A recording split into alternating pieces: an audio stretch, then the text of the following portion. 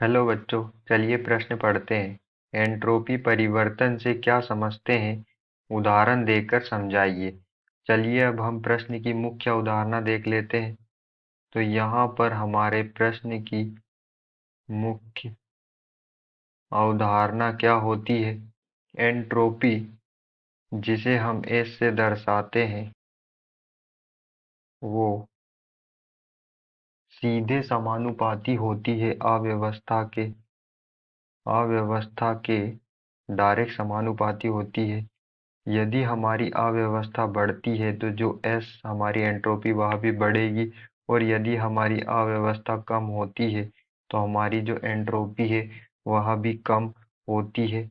और हमारी जो एंट्रोपी होती है वह हमारी एंट्रोपी जो होती है वो अवस्था फलन होती है। एंट्रोपी ऊष्मागतिकी की अवस्था फलन होती है। यह मार्ग पर निर्भर नहीं करती, मार्ग पर निर्भर नहीं होती है।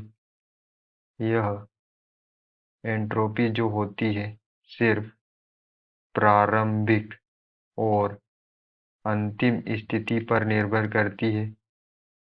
अंतिम स्थिति पर निर्भर करती है। यह सिर्फ और सिर्फ प्रारंभिक और अंतिम स्थिति पर निर्भर करती है, या मार्ग पर निर्भर नहीं करती। हम एंथैल्पी में परिवर्तन को डेल्टा एस से प्रदर्शित करते हैं। तो हम डेल्टा एस को एक अवस्था के माध्यम से समझ लेते हैं। हम किसी अवस्था ए से प्रारंभ होकर अवस्था बी पे जाते हैं, और अवस्था बी से सी पर, और सी से हम पुनः ए पर आते हैं। जब हम ए से बी जाते हैं, बी से सी, फिर सी से ए पे आते हैं, तो हमारी जो प्रारंभिक अवस्था है वह भी ए है, और हम बी गए, सी गए, और सी से हम फिर से ए आ गए, तो यहाँ पर जो हमारी अंतिम अवस्था वह भी ए है। तो हमारी अवस्था में कोई परिवर्तन नहीं हुआ। तो यहाँ पर जो हमारी एंट्रोपी में जो परिवर्तन है वह भी क्या होगा, जीरो होगा, क्योंकि हमारी जो एंट्रोपी है वह एक अवस्था फलन है, या प्रारंभिक और अंतिम स्थिति पर निर्भर करती है, और हमारी प्रारंभिक और अंतिम स्थिति दोनों ए है। तो यहाँ पर कोई परिवर्तन, कोई चेंज नहीं हुआ, तो हमारी जो एंट्रोपी में परिवर्तन है वह भी जीरो होगा। अब हम उदाहरण देख लेते हैं। अब हम यहाँ पर एक उदाहरण से समझ लेंगे। ये उदाहरण, हम एक अभिक्रिया जिसमें N2 गैस को 3 अणु हाइड्रोजन गैस से अभिक्रिया करवाने पर 2 अणु अमोनिया गैस के हमें प्राप्त होते हैं। तो यहाँ पर अमोनिया हमारे उत्पाद है, और नाइट्रोजन और हाइड्रोजन गैस हमारे अभिकारक है। डेल Ng जो होता है वो होता है मोलों की संख्या, जिसे हम उत्पाद के मोलों की संख्या, डेल Ng बराबर होता है उत्पाद की मोलों की संख्या माइनस अभिकारक के मोलों की संख्या।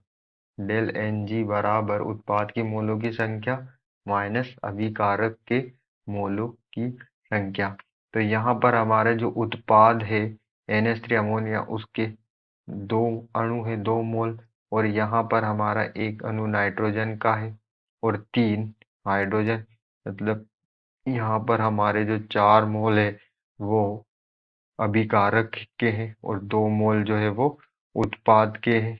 तो यहाँ पर हमारा जो डेल Ng होगा वह डेल Ng हमारा बराबर होगा, 2 मोल हमारे उत्पाद के हैं और 4 मोल अभिकारक के। तो यहाँ पर जो डेल Ng बराबर -2 होगा, और यदि डेल Ng का मान 0 से कम होता है, मतलब माइनस होता है, तो हमारी जो एंट्रोपी होती है वो घटती है, और एंट्रोपी यहाँ पर क्या होती है, माइनस होती है।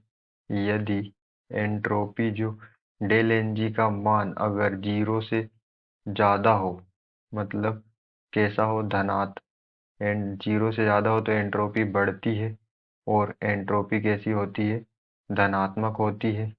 तो यदि डेल एन जी का मान 0 से कम हो तो हमारी जो एंट्रोपी है वो कम होती है, और एंट्रोपी कैसी होती है, नेगेटिव होती है। और यदि डेल एन जी का मान 0 से ज़्यादा हो तो हमारी जो एंट्रोपी एस है वो बढ़ती है, और एंट्रोपी का मान धनात्मक होता है। आशा करते हैं आपको समझ में आया होगा। धन्यवाद।